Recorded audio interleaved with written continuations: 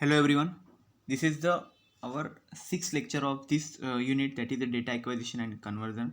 So in last lecture we have discussed about the various processes of the signal conditioning unit. Okay ना, signal conditioning के लिए क्या क्या unit processes है वो हमने देखा था, amplification, attenuation, excitation, like this. Okay, so in this lecture we have to discuss about one more important topic, that is the sample and hold circuit and signal single channel and multi-channel data acquisition system, like this. Okay, so we will proceed further our discussion. So our first slide is the sample and hold circuits. So our first topic is the sample and hold circuit. So we have to discuss about this circuit. This circuits always comes before the ADC. Okay ना, तो हमें देखना है sample and hold circuit क्या रहता है. Okay ना, तो ये हमेशा यूज़ करते हैं हम लोग ADC के पहले यूज़ करते हैं. क्यों यूज़ करते हैं वो अभी देखते हैं हम लोग. ओके ना, तो देखो क्योंकि ना क्या होता है जब हम कन्वर्ट करते हैं after the signal, when we get the signals from the transducers और sensors, then there are sometimes we have to convert it from analog to digital. Okay na, so ADC is needed. Okay, but these signals gets affected due to the continuous change in analog inputs. Okay, यहाँ पे देखो, these signals can be affected due to the continuous change in analog input. How this is? Because we already know that analog to digital converters are used to convert electrical signals. मतलब क्या है, हमें पता है कि जो हमारे signal से उसे कन्वर्ट करने के लिए हमें एडीसी की ज़रूरत पड़ती है. ओके ना, ADC that is analogue to digital signals. Okay, लेकिन प्रॉब्लम क्या होता है कि कभी कभी ये जो हमारे इनपुट सिग्नल्स है वो हमें चेंजिंग मिलते हैं. ओके ना, चेंजिंग सिग्नल्स रहते हैं यहाँ पे इनपुट सिग्नल्स, और उसके लिए क्या होता है वो कम ज़्यादा होते रहते हैं. इसलिए वो एडीसी पे अफेक्ट करते हैं. हमारा जो डेटा हमें मिलेगा कन्वर्ट होने के बाद डिजिटल फॉर्मेट में, एनालॉग टू डिजिटल जो कन्वर्ट हो जाएगा, वो डेटा बहुत पैरामीटर्स से अफेक्ट हो जाता है. तो कौन से पैरामीटर्स रहते हैं उसमें? फिजिकल पैरामीटर्स, हमारे जो रियल वर्ल्ड में पैरामीटर्स वो. तो क्या बोला कि in most of applications in real world the signals produce by sensors और actuator are continuously changing with time. मतलब हमेशा कंटिन्यू चेंज होते रहता है. तो टाइम पे क्या हो जाता है, इसलिए चेंजिंग वर्ल्ड जो वेरिएबल्स रहते हैं हमारे, जो pressure, volume, density, speed, distance, वो अफेक्ट करते हैं उस पर. ओके ना, तो इसलिए वो डेटा हमेशा चेंजिंग हो जाते रहता है. तो चेंज हो रहा है डेटा, तो लेकिन हमें एडीसी को ना एक कांस्टेंट डेटा देना है हमें. तो बीच में कुछ तो ऐसा लगाना पड़ेगा कि वो जो चेंज हो रहा है डेटा उसको वो कांस्टेंट रखे. मतलब क्या होगा, अगर डेटा कम आ रहा है, ज़्यादा आ रहा है, जो जितना आ रहा है उसको वो स्टोर करके रखेगा, और उतने अमाउंट तक उसमें क्रिएट हो जाएगा, उसके बाद वो एडीसी को सेंड कर देगा. तो क्या होगा, अगर कहीं पे अगर सिग्नल्स कम आ रहे तो वहाँ पे वो रोक के रखेगा उतने टाइप के लिए. ओके, फिर उसके पास जब पूरा इनपुट आ जाएगा उसके बाद वो उसको एडीसी को दे देगा. तो इससे क्या हो जाएगा, एडीसी को किसी भी तरह का प्रॉब्लम नहीं होगा. मतलब हमारा analogue to digital converter is not affected by our input signals. Okay ना, इनपुट सिग्नल से अफेक्ट नहीं करेगा उसकी वजह से.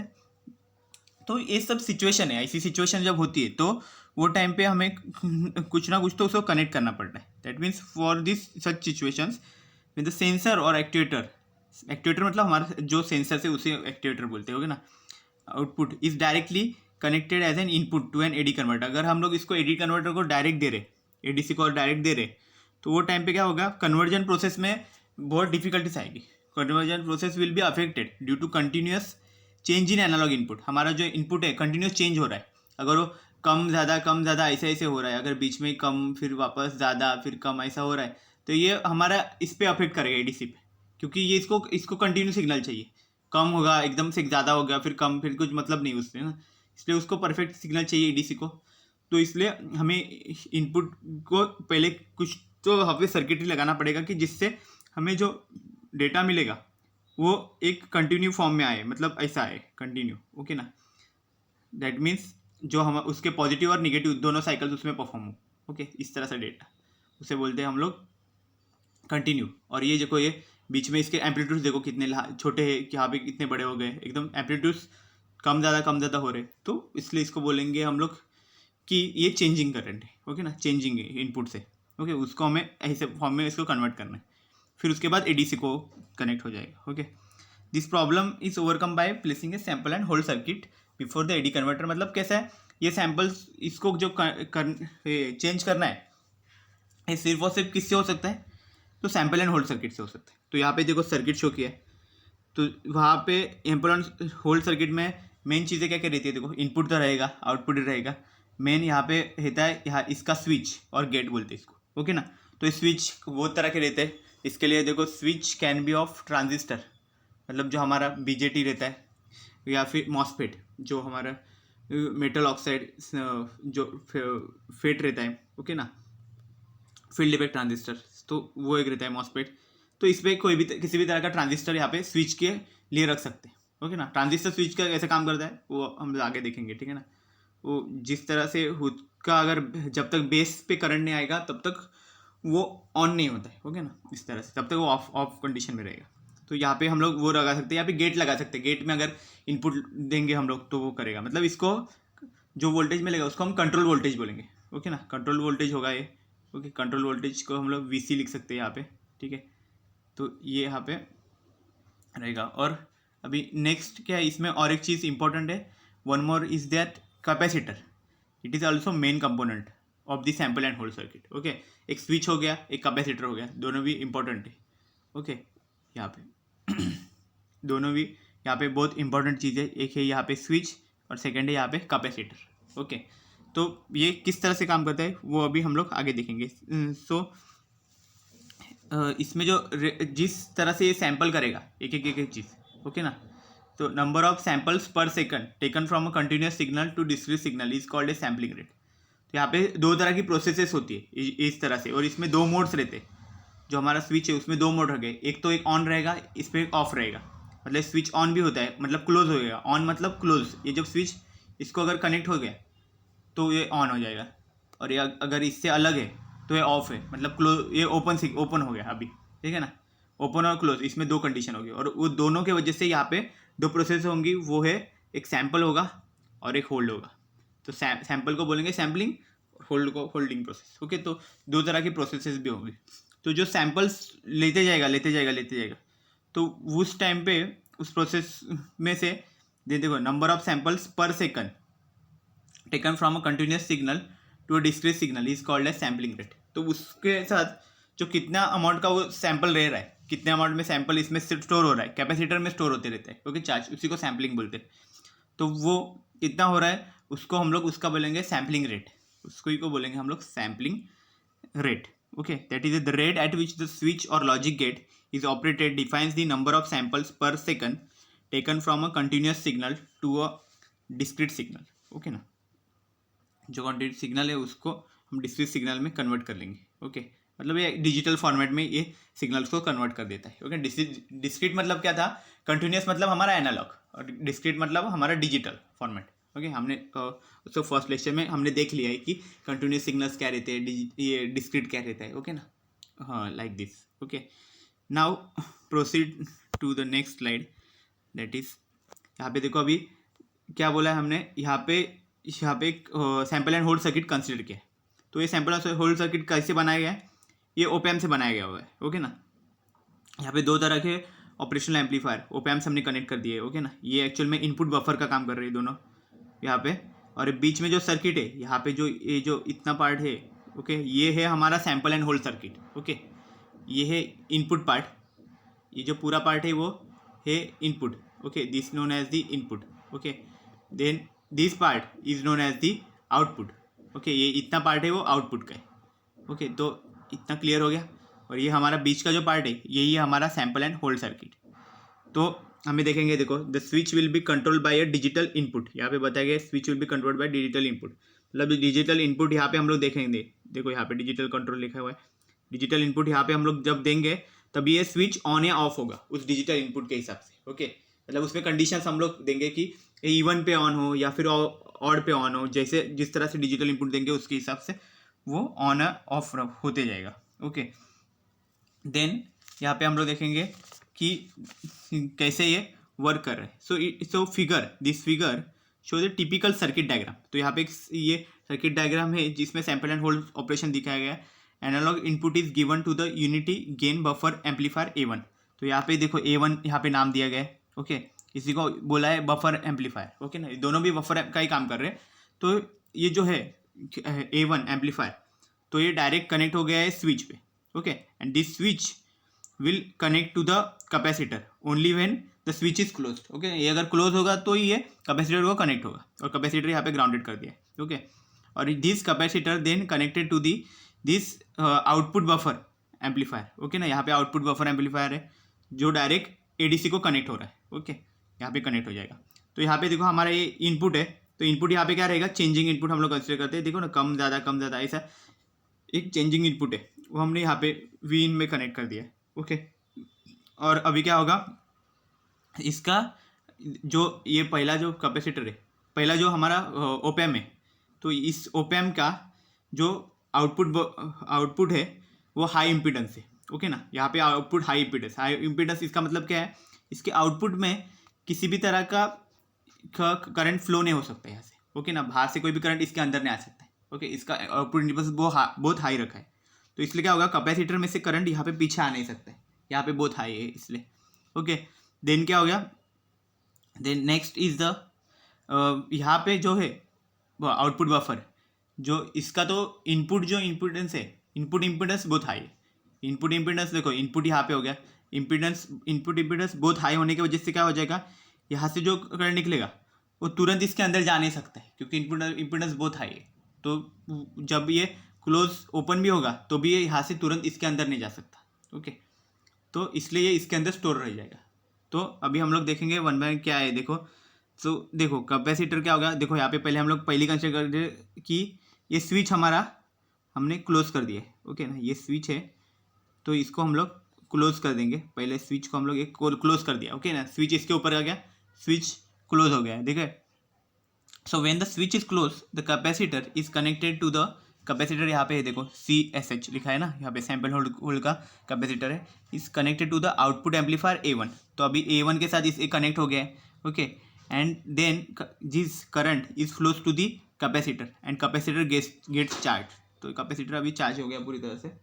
Then next the capacitor gets charge and as long as the switch is in close position, जब तक ये क्लोज रहेगा तब तक ये कैपेसिटर चार्ज होते रहने वाला है। Okay, then when the switch is open, तो ये जो क्लोज हो गया उसके बाद जो कैपेसिटर चार्ज हो रहा है, इसी प्रोसेस को हम लोग क्या बोलते हैं, सैम्पलिंग प्रोसेस। ओके ना, सैम्पल ऑपरेशन। ओके ना, इसको मतलब सैम्पलिंग प्रोसेस बोलते हैं इसको। ओके, जब तक ये चार्ज होते जा रहा है तब तक। ओके, देन नेक्स्ट क्या होने वाला है, अभी क्या होगा, कुछ टाइम के बाद एक control voltage digital control change हो जाएगा, तो ये स्विच ओपन हो जाएगा।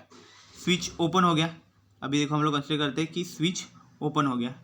ओके, स्विच ओपन हो गया अभी, तो क्या हो जाएगा, स्विच ओपन होने की वजह से यहाँ पे अभी ये चार्ज होना बंद हो जाएगा, मतलब कैपेसिटर चार्ज तो नहीं होगा अभी, क्योंकि यहाँ पे करंट फ्लो नहीं हो पाएगा।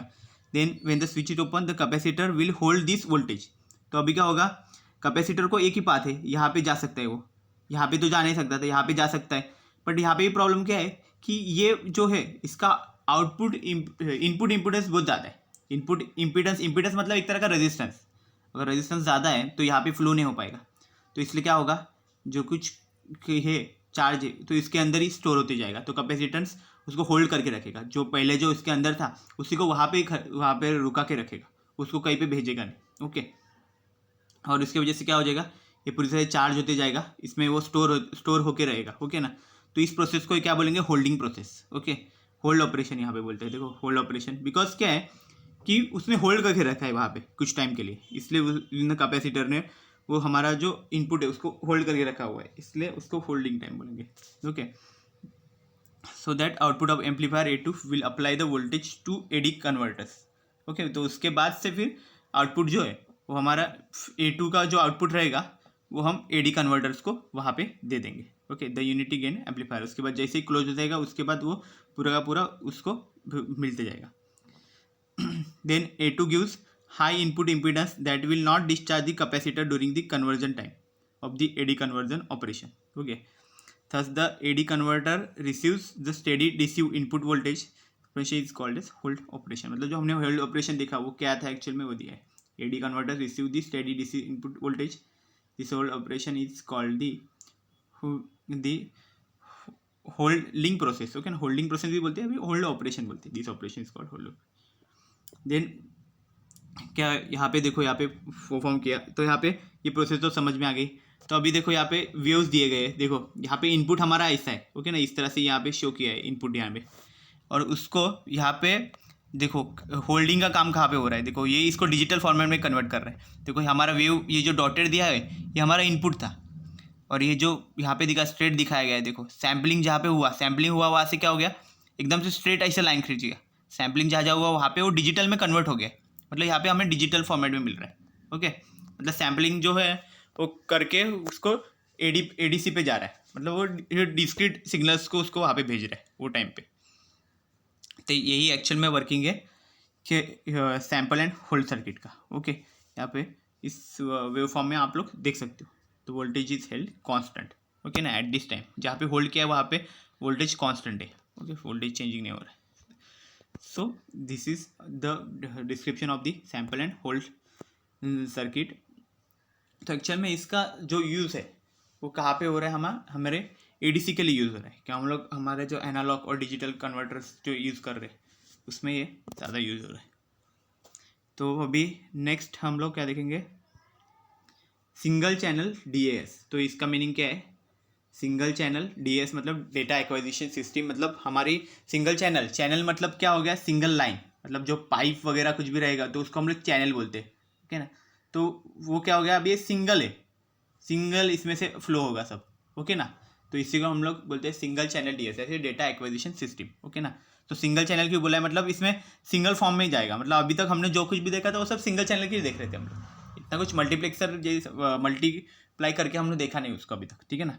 तो इट कंसिस्ट ऑफ क्या है, signal conditioner followed by analog to digital converter. मतलब देखो हमारा यहाँ पे ट्रांसड्यूसर है, जो इनपुट है हमारे जो इसमें रहेंगे, फिर ट्रांसड्यूसर यहाँ पे वर्क करेगा, फिर उसके बाद आएगा यहाँ पे सिग्नल कंडीशनर जो सिग्नल कंडीशनिंग का प्रोसेस करेगा। उसके बाद नेक्स्ट क्या आएगा, हमारा एडी कन्वर्टर, दैट इज जो एनालॉग टू डिजिटल कन्वर्टर का काम करेगा। और उसके बाद वो डायरेक्ट हमारे आउटपुट में जाएगा। तो आउटपुट हमारा क्या, प्रिंटर हो सकता है, डिस्प्ले हो सकता है, कंप्यूटर हो सकता है, कोई भी रीड आउट डिवाइस हो सकता है, ओके ना। तो उस तरह से वो होगा, फिर वहाँ पे जाके फिर स्टोरिंग का प्रोसेस होगा, ओके, वो सब काम होगा। मतलब ये सिंगल लाइन में परफॉर्म कर रहा है एक में, यहाँ से ऐसे ब्रांचेस नहीं आए इसके बहुत सारे, ओके ना। अब ये जो आउटपुट है ऐसे दिखाया गया, लेकिन आउटपुट इसमें सब एकदम से नहीं यूज़ करते, कोई एक ही यूज़ करेंगे हम लोग इसमें से, ओके ना। प्रिंटर यूज़ करेंगे या फिर कंप्यूटर यूज़ करते हैं, डिस्प्ले यूज़ करते हैं, और ये नहीं, हम लोग कंसिडर करेंगे खाली इतना ये तीन पे ज़्यादा फोकस है, ओके ना। तो यहाँ पे किसी भी तरह का ब्रांचेस नहीं है, सिंगल लाइन में जा रहे हैं, इसलिए हम लोग इसको बोल सकते हैं कि single channel DAS, that is data acquisition system which going from the input to this AD converter singly, okay ना, सिंगल फॉर्म में यहाँ पे जा रहा है। तो इसके अंदर क्या क्या कंसिस्ट है, तो सिग्नल कंडीशनर है, एनालॉग टू डिजिटल कन्वर्टर है, ओके। तो ये सब बाद में यहाँ पे परफॉर्म होगा, ठीक है ना। तो इस तरह से सब बोलते हैं single channel data acquisition system. Now one more type is there, that is the multi channel data acquisition system, वो भी देख लेते हैं। So next is a multi channel data acquisition system. तो यहाँ पे देखो क्या है, multi channel means many channels. तो अभी क्या होगा, सिंगल चैनल में क्या था, एक सिंगल चैनल में जा रहे थे, मल्टी चैनल में क्या होगा, उसके ब्रांचेस होंगे, बहुत सारे चैनल्स होंगे, ओके ना, उस तरह से वो जाएगा, ओके।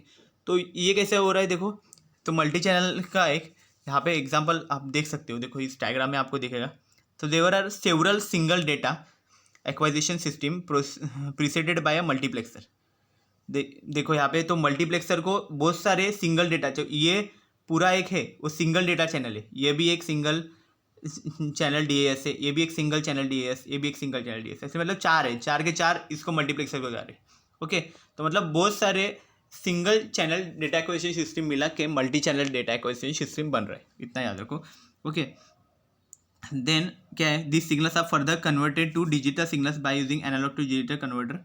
तो बाद में वही प्रोसेस है जो कुछ हो रहा है वो, बस यहाँ पे बीच में एक मल्टीप्लेक्सर एक्स्ट्रा ऐड होगा। तो ये मेन चीज़ है कि मल्टी चैनल डीएएस का मेन चीज़ क्या है कि मल्टीप्लेक्सर, कि वो जो बहुत सारे जो हमें single channel data acquisition system मिल रहे हैं इसको एक साथ फॉर्म करना। मल्टीप्लेक्सर का काम क्या रहता है, मेनी टू वन, मतलब ना बहुत सारे इनपुट लेगा और किसी एक को ही देगा, ठीक है ना, वो काम है मल्टीप्लेक्सर का, ओके। तो ये बहुत सारे इनपुट्स को एक्सेप्ट करता है। तो यहाँ पे ये सब 1 2 3 4 ये चार चैनल्स को ये एक्सेप्ट कर रहा है, ओके। तो ये मल्टीप्लेक्सर का एक्चुअल वर्किंग है, तो यहाँ पे मल्टी चैनल में मेन चीज़ मल्टीप्लेक्सर है, फिर मल्टीप्लेक्सर से वो कहा जाएगा यहाँ पे सैंपल एंड होल्ड सर्किट है, ओके ना, मतलब कुछ फॉर्म होगा तो यहाँ पे सैंपल एंड होल्ड सर्किट में जाएगा, फिर उसके थ्रू कहाँ पे जाएगा, एडीसी में जाएगा, ओके। यहाँ पे मल्टीप्लेक्सर कुछ लॉजिक यहाँ पे लॉजिक देगा, फिर उसके बाद सैंपल एंड होल्ड सर्किट यहाँ पे ऑन ऑफ का काम करेगा, फिर यहाँ से फिर एडीसी में, एडीसी के थ्रू फिर जाएगा हमारा बफर में।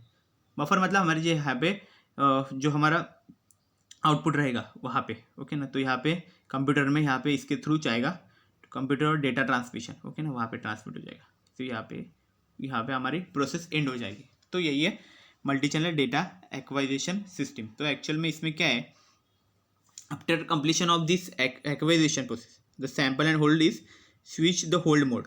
तो यहाँ पे देखो sample and hold mode on करेगा, then a converter begins again and the multiplexer selects the next channel.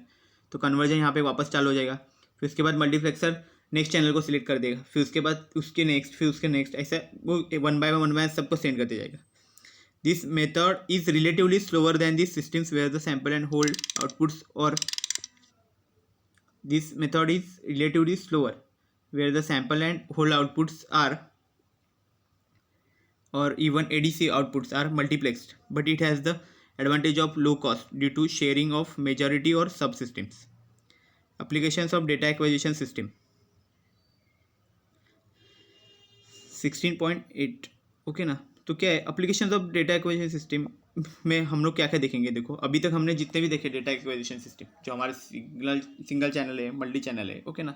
तो यहाँ पे हमारा डेटा एक्विजिशन ऑलमोस्ट और हमने कंप्लीट कर दिया है। तो अभी इसका एप्लीकेशन देखते हैं। इसका एप्लीकेशन क्या है, डे टू डे लाइफ में इसका बहुत यूज़ है, हमें हमारे इंडस्ट्रियल यूज़ भी बहुत है, हमने देखे थे कुछ यूज।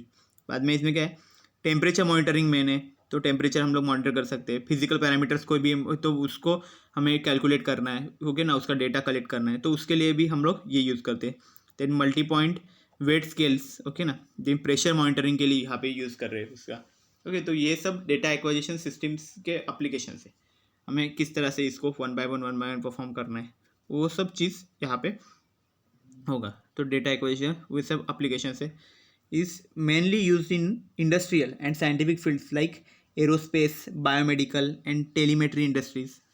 तो ये सब इंडस्ट्रीज़ में multi channel data acquisition system का मोस्टली यूज़ किया जाता है, ओके ना। वहाँ पे बहुत इसका ज़्यादा यूज़ होता है, हमें वन बाय वन पता चल ही जाएगा इसका क्या क्या यूजेस है, ओके ना। तो हमने हर एक टॉपिक के बाद हमने डिस्कशन किए थे, बहुत सारे सेंसर्स यूज़ किए, वो सेंसर्स क्यों काम कर रहे हैं वो देखे थे हमने, ओके ना। तो वो सब इसके एप्लीकेशंस में आ सकते हैं, okay. So this is our data acquisition part is completed. Now after this we have to proceed to our next section, that is the conversion part, okay, in the next lecture. So I hope you have cleared all these things. Thank you very much.